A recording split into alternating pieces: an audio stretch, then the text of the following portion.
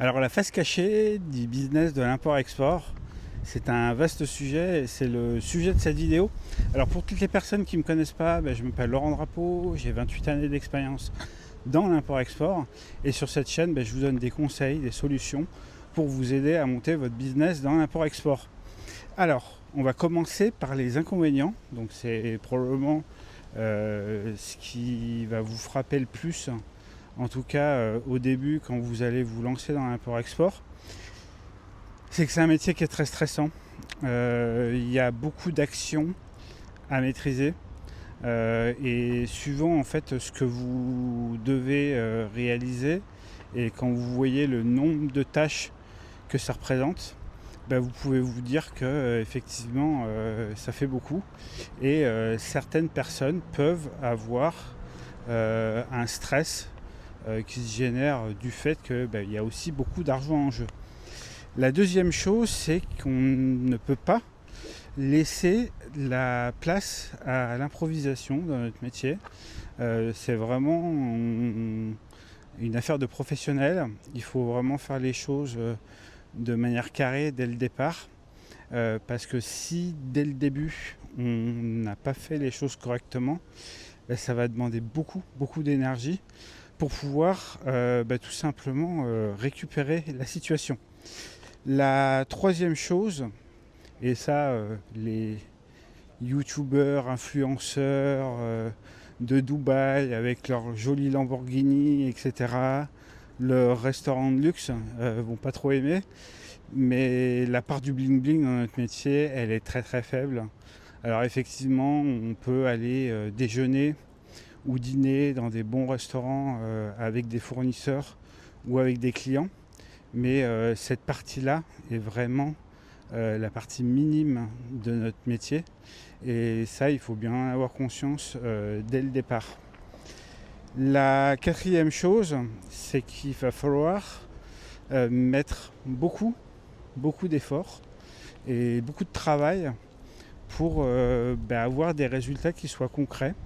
Alors je sais que j'enfonce une porte ouverte et d'autres diront que c'est une vérité de la palisse, mais il n'y a pas de résultat sans beaucoup de travail. Alors je sais que je casse le mythe pour certaines personnes, mais nous dans notre métier, la semaine de 4 heures, elle n'existe pas. Il faut être sur tous les fronts, en tout cas au départ, pour pouvoir lancer la machine, comme on dit, et pouvoir trouver en fait vos premiers clients. La cinquième chose, c'est qu'il faut être extrêmement rigoureux, tout simplement parce que chaque erreur et chaque oubli se paye très cher. C'est la raison aussi pour laquelle moi j'invite mes clients à travailler avec des checklists qui sont spécialisés sur leur domaine d'activité. L'idée, c'est que vous puissiez vérifier que vous n'oubliez rien, tout simplement parce que une fois, pour vous donner un exemple, une fois que la marchandise est partie, si c'est pas les bonnes par exemple shipping mark, donc c'est ce qu'on imprime sur les cartons, ou si c'est pas le bon code barre, ou si le code barre n'est pas lisible, je dirais que cette fois, une fois que c'est parti, hein. Et pour les remettre aux normes en Europe, déjà il faut trouver un sang, donc il va y avoir une rupture de charge. Ensuite il faut ouvrir les cartons, il faut réétiqueter tous les produits, donc ça fait un boulot qui est immense et le coût est bien supérieur à celui que vous auriez obtenu dans le pays producteur. Donc soyez très rigoureux et travaillez avec des checklists. Alors ce qu'il faut aussi comprendre, et la liste est un peu longue quand même pour les inconvénients de notre métier, mais vous inquiétez pas, il y a des bons côtés quand même. Alors le sixième point, c'est qu'effectivement à chaque commande il faut tout recommencer comme si c'était la première commande. Alors c'est triste à dire, mais on ne peut pas entre guillemets dire à une usine refaites-moi la même chose notamment quand c'est des produits sur lesquels en fait on passe par des validations de matières premières ou de teintes. On peut pas, en fait, on est obligé de tout recommencer dès le départ. Déjà pour cadrer le fournisseur et qu'il évite de faire n'importe quoi. Sachez que ce qu'il faut bien comprendre dans notre métier, c'est que la responsabilité, au final, c'est toujours nous qui la portons. Il n'y a pas de oui, c'est le fournisseur, patati patata, hein, c'est terminé ça. Les gens qui vous racontent ça, c'est les gens qui n'ont rien compris. Tout simplement parce que clairement, c'est vous qui importez, c'est vous qui êtes responsable de la marchandise. Et aller porter plainte en Chine au tribunal à Pékin, je vous souhaite bonne chance. Il n'y a aucune chance que vous obteniez réparation, sauf dans un cas extrême, et encore je vous dirais que pour moi, à mon sens, c'est impossible. Donc soyez extrêmement rigoureux et recommencer quand vous devez refaire une commande, repasser le même produit en commande, repasser tout le cycle de vérification à chaque fois pour tout simplement vous assurer que tout est carré dès le départ et que ce sera carré encore une deuxième fois. La question aussi qui peut se poser, c'est que si demain vous ne faisiez pas les mêmes vérifications, et tout simplement, si par exemple il y avait un problème avec votre produit, vous allez dire quoi s'il y a un consommateur qui vous attaque, vous allez dire quoi? Vous allez dire pour cette commande, comme on a l'habitude, on n'a pas vérifié. Le juge il va vous dire écoutez, soyons un minimum sérieux, c'est votre métier, donc assurez-vous de faire les choses correctement.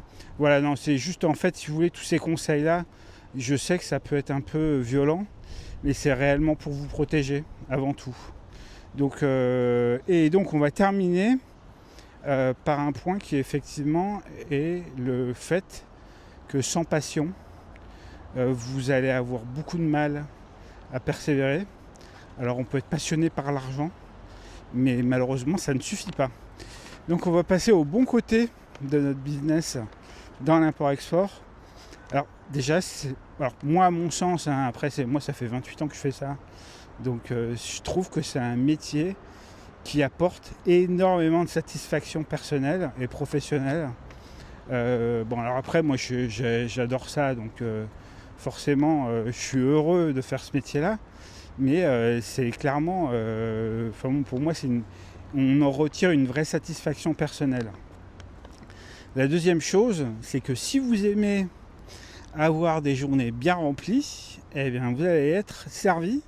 C'est un métier où on a vraiment beaucoup de travail. Il y a énormément de choses à faire. Et en tout cas, c'est un métier qui vous permet d'avoir des journées bien remplies. Alors si vous n'êtes pas du style à rester dans le hamac toute la journée, c'est un métier qui va vous plaire. La troisième chose, c'est il y a beaucoup d'argent à gagner dans l'import-export. C'est vraiment un métier qui brasse beaucoup d'argent. Voilà, c'est aussi la récompense de tout le travail qu'on fournit, pour être très clair. Voilà, ça c'est quand même un point qui est quand même important. Ce qu'il faut aussi voir, c'est que chaque commande est un vrai challenge. Quand je dis que c'est un vrai challenge, c'est que vous êtes tout le temps remis entre guillemets sur le grill et il faut respecter chaque étape, que chaque étape soit respectée en temps et en heure pour pouvoir livrer votre client à la date à laquelle il a demandé les produits.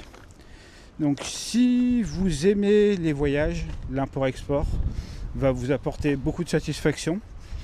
Très clairement, moi je sais que c'est aussi un point qui est pour moi important dans ce métier, c'est qu'on découvre beaucoup de nouvelles cultures et qu'on peut justement s'enrichir de toutes ces découvertes. Le sixième point, c'est que c'est un métier qui est long terme, c'est un métier qui existera toujours. C'est un métier qui existe depuis la nuit des temps. Dès que les grands explorateurs ont commencé à découvrir le monde, on va dire que l'import-export est né, quoi, tout simplement. Et depuis cette période, de tout temps, en fait, les gens ou les rois achetaient des produits à l'étranger ou échangeaient leurs produits contre d'autres. Donc l'import-export existera toujours. Et enfin, pour terminer, c'est que si vous êtes persévérant, c'est un métier qui va vous donner des résultats. Mais il faut être persévérant. Ça, c'est un point qui est important. Et moi, je sais que à la base, on va dire que quand c'est quelque chose qui ne m'intéresse pas, entre guillemets, je ne suis pas persévérant. Mais dès que c'est quelque chose où j'ai un réel intérêt, je m'accroche. Et clairement, l'import-export, je me suis accroché et j'ai obtenu des résultats. Donc voilà pour cette vidéo. Donc pour tous ceux que ça intéresse, vous avez 90 jours pour réussir dans l'import-export. C'est une formation, même plutôt un programme, puisque je vous forme, je vous accompagne pendant 1 an sur votre projet dans l'import-export et je fais aussi des actions pour vous faciliter le démarrage de votre business dans l'import-export. Voilà, en tout cas, vous avez un lien dans la description pour pouvoir accéder au programme de formation. Et après, n'hésitez surtout pas à prendre rendez-vous pour justement me poser toutes les questions que vous aviez. Voilà, je vous remercie d'avoir suivi cette vidéo. Comme d'habitude, je vais vous souhaiter une très bonne journée, une très bonne soirée ou une très bonne nuit. Et je vous dis à bientôt.